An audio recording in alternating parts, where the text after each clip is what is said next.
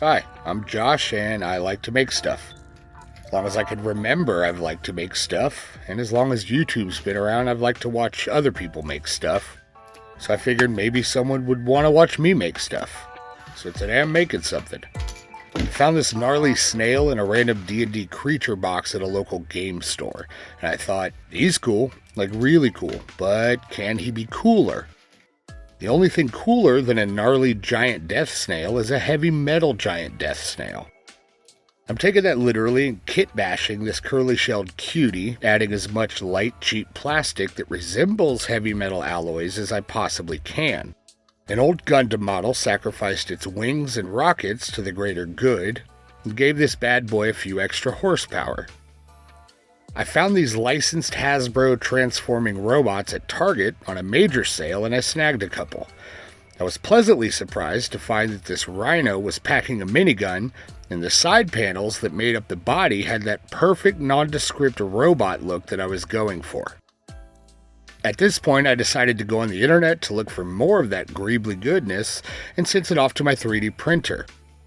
This is also the point where my camera decided not to film a large portion of the construction of this heavy metal giant death snail of death, and you'll just have to trust me that all the pieces got added appropriately. A slick spoiler from a dollar store tow truck and a random mechanical arm from a dollar store auto shop model rounded out the slimy shelled sphincter mouth monster, and it was left to cure. A coat of black primer and a white zenithal highlight and the bizarro version of Turbo was ready to paint. The entirety of this monster mutant metal mechanical slowpoke was painted with Citadel paints, though in hindsight I should have busted out my airbrush for the bulk of the painting and come back with the Citadels for the technical touch-ups. The fleshy bits needed to be flesh, so I flesh colored them.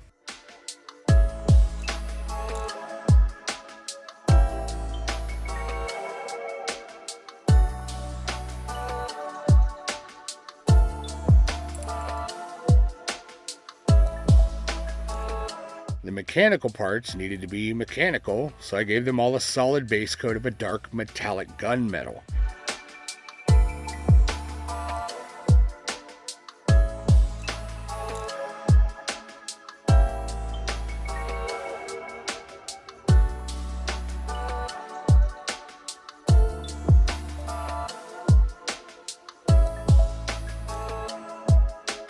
At this point, it was time to bust out the contrast paints. A series of washes and wipes create the deep recesses and shadows on the fleshy parts, and further add to the slimy and aged texture of the snail's slippery skin.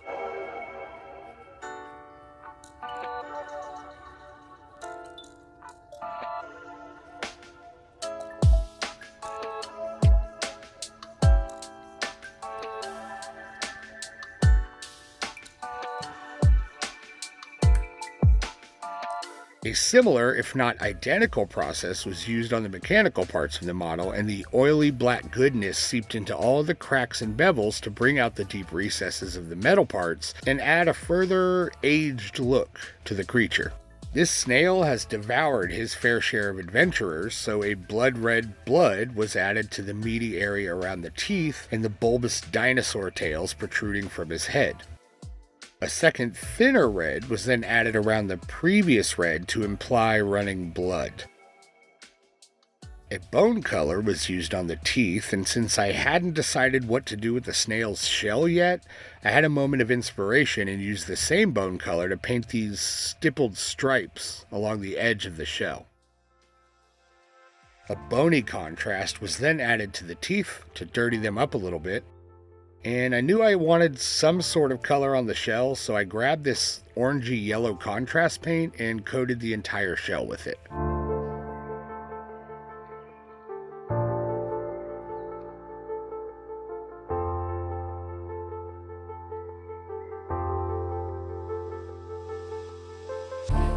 The final step that brings any model to life is the dry brush. I dry brushed a brighter silver over the metal parts to pop the raised edges.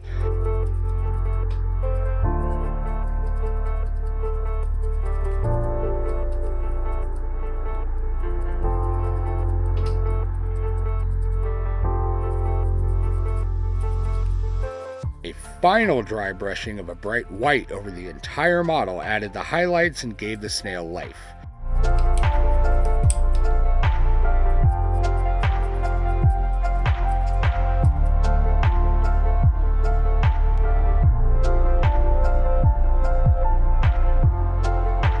Now that our monster was done, we needed a hero. And with the power of editing magic,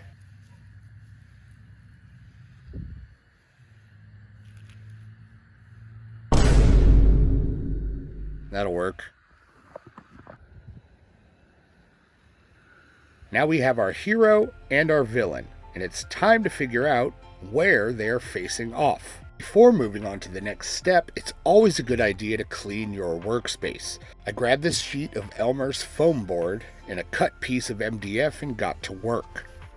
I cut the foam board to size and started to peel the paper before I remembered that Elmer's foam board is absolute garbage and will only let you peel off the top layer of paper and never fully expose the foam. I remembered having the cheap Dollar Tree foam board, also known as the good stuff, so I grabbed a piece of that and started over.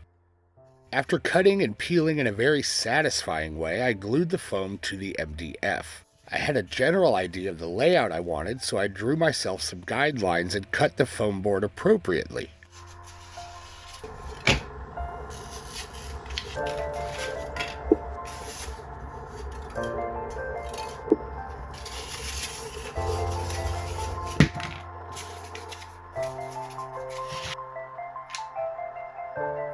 I stacked the pieces up in a manner that would suggest a rocky area and glued them together.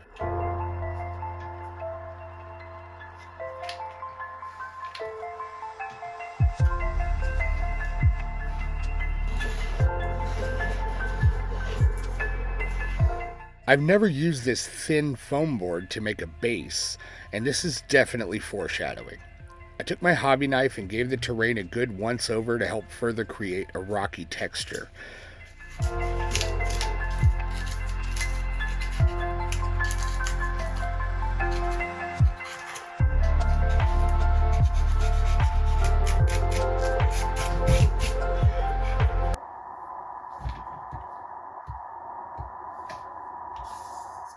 The next day, I sat with what I had created so far and decided I hated it.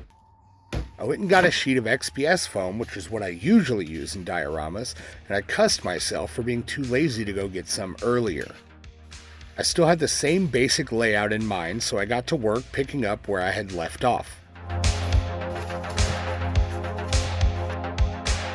Some foam-safe superglue was used to adhere everything together, and I had quickly and easily built up a much larger base capable of making a much more dynamic setting. I traced out the general area of where I wanted the models to sit and got to work carving.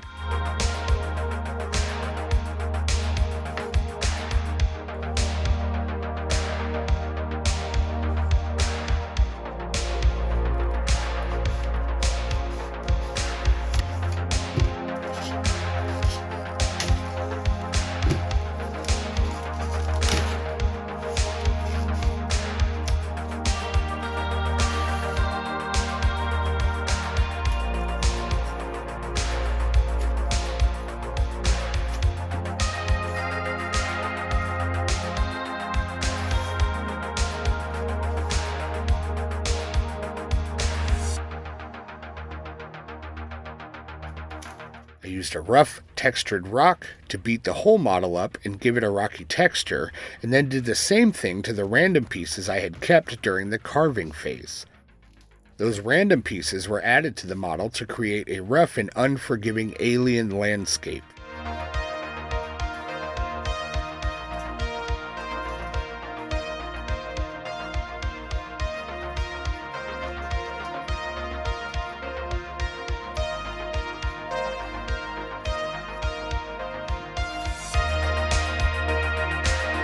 The whole model then received a coat of Mod Podge water and paint mixed together to make a nice sturdy layer to lock everything in place.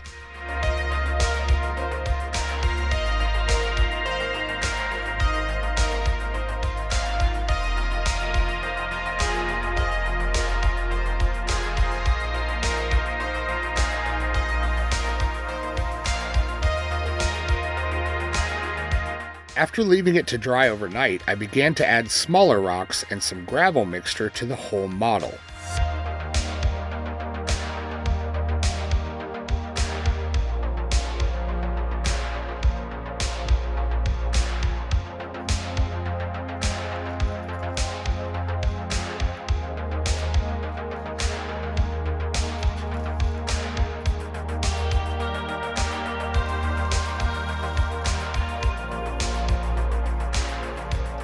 I even included a bit of crushed glass to further add to the jagged landscape. The whole model was then given a saturating spritz with a sprayable matte Mod Podge.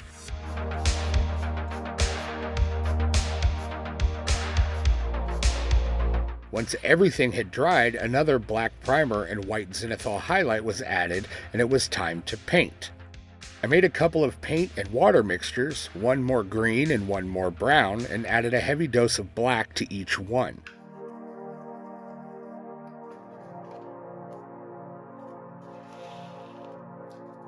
The model got coated in both of these paints randomly, and the paints were allowed to mix together in a way that was natural and convincing.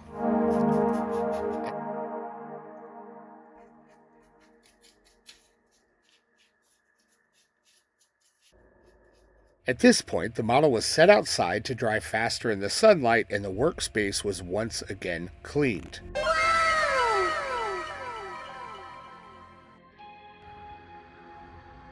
With a clean place to work and a dried model, it was time to dry brush. Two of my wife's old makeup brushes were used with a base layer of granite gray.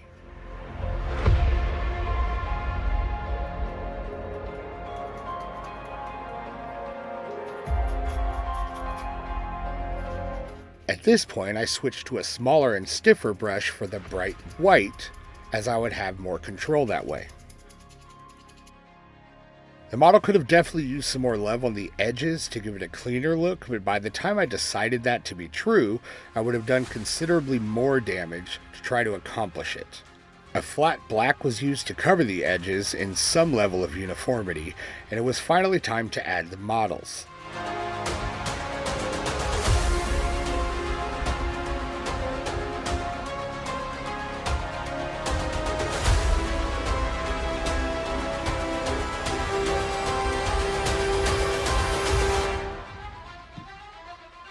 And with that, we were ready for glamour shots.